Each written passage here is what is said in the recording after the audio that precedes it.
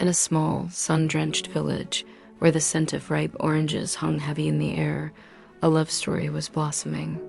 Aminata, a spirited young woman with eyes as bright as the morning sun, sold oranges by the roadside.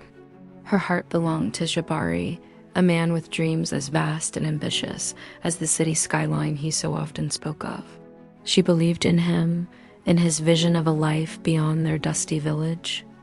To fuel his dream, she sold every last orange, every day, tirelessly. She emptied her savings, sold her mother's heirloom jewelry, and even took on extra work, all to send Jabari to the city where he promised he would build a future for them both. For 5 long years, Aminata waited. Her hands grew callous from her labor, but her hope never wavered. Every letter from Jabari was a promise, a beacon guiding her through the lonely days. He spoke of success, of a grand house, and of the day he would finally send for her. That day finally came, not with a loving letter, but with a crisp and personal wedding invitation. The name on it was his, but the bride's name was not hers. It was a name she didn't recognize, a name that felt like a dagger to her heart, confusion warred with disbelief. This had to be a mistake, a cruel joke. Clutching the invitation, she packed a small bag, using the last of her money for a bus ticket to the sprawling, intimidating city. The address led her not to a humble apartment, but to a magnificent mansion with towering golden gates. The sound of joyous music and laughter spilled out, a stark contrast to the storm brewing inside her. She approached the gate, her heart pounding a frantic rhythm against her ribs. When she gave her name, the guard looked at a list, shook his head, and dismissed her with a wave of his hand. No one by that name is on the guest list. Desperate, she called out Jabari's name. The music paused. The laughter died down. And then he appeared. He was no longer the village boy she knew. Dressed in an expensive, tailored suit, he looked like a prince. But his eyes, when they met hers, were cold and empty. A beautiful woman in a lavish white gown clung to his arm, her expression a mixture of confusion and annoyance. "Jabari, who is this woman?" she asked, her voice dripping with disdain. Aminata's voice trembled as she spoke. "Jabari, it's me, Aminata. What is happening?" He looked at her, then at his bride, and then at the crowd of wealthy guests staring at them. A cruel smirk twisted his lips. "I don't know this person," he announced, his voice booming with authority. "She must be one of the street beggars trying to get a free meal.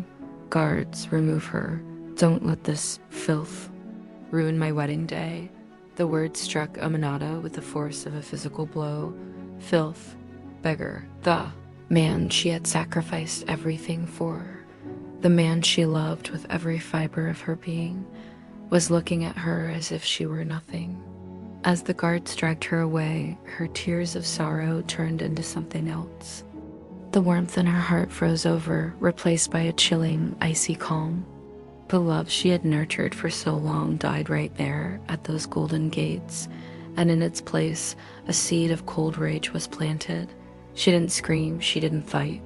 She simply watched, her eyes burning with an intensity that promised a reckoning. Humiliated and heartbroken, Aminata wandered the city streets, a ghost in a world that had chewed her up and spit her out. She had no money, no home, and no one to turn to. For weeks, she survived on the fringes, sleeping in alleyways and eating whatever scraps she could find. The vibrant city Jabari had described was a concrete jungle, cold and unforgiving. But during this time, her resolve hardened. The memory of his betrayal was a constant fire in her belly, fueling a single burning desire: justice. Not just for herself, but for the years he had stolen, for the love he had trampled. One day, while seeking work, she stumbled upon a job posting. A wealthy family was looking for a new maid. As she read the address, a slow, chilling smile spread across her face. It was Jabari's mansion. This was it. This was her chance. She cut her hair, used mud to darken her complexion, and adopted a limp, making herself unrecognizable. She presented herself at the service entrance, a humble, downtrodden woman looking for work. She was hired on the spot. Now, she walked the polished marble floors of the house built on her sacrifices. She served the woman who had taken her place. She saw Jabari every day. He walked past her without a flicker of recognition, treating her as just another piece of furniture. He would bark orders at her, complain about the dust, and never once look her in the eye. Aminata performed her duties flawlessly, a silent, invisible presence in their perfect lives. She learned their routines, their secrets, their vulnerabilities. She saw the cracks in their seemingly perfect marriage, the hushed arguments, the secret phone calls, the hidden debts. Every dish she served, every floor she polished, was an act of patience. She was a serpent, coiled and waiting for the perfect moment to strike. Her grief had transformed into a razor-sharp weapon. She gathered evidence of Jabari's shady business dealings, recorded his clandestine conversations, and befriended other staff members who had also suffered under his arrogance. She was no longer the naive village girl who sold oranges. She was a woman forged in the fires of betrayal, her heart now cold and her mind singularly focused on one goal. The night of Jabari's biggest business gala, a celebration of his supposed success, was the night she chose. The mansion was filled with the city's most powerful people. As Jabari stood to give a speech, basking in the applause, the large screens behind him, meant to display his company's achievements, flickered. Instead of corporate logos, images of a young Aminata selling oranges, her hands raw from work, appeared. Then copies of her bank slips showing years of transfers to his account. Voicemails of his false promises played over the speakers, followed by recordings of his current illegal deals. A collective gasp swept through the room. Jabari's face turned white as a sheet.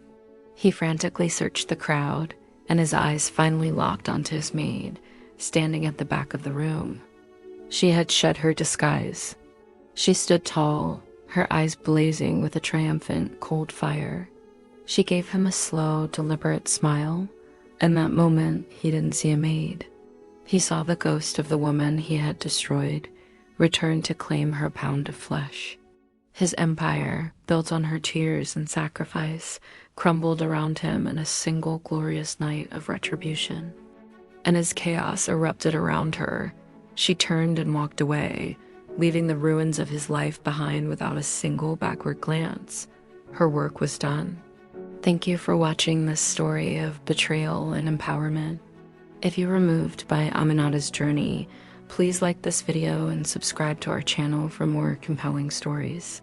Let us know in the comments what you think about her path to justice. See you next time.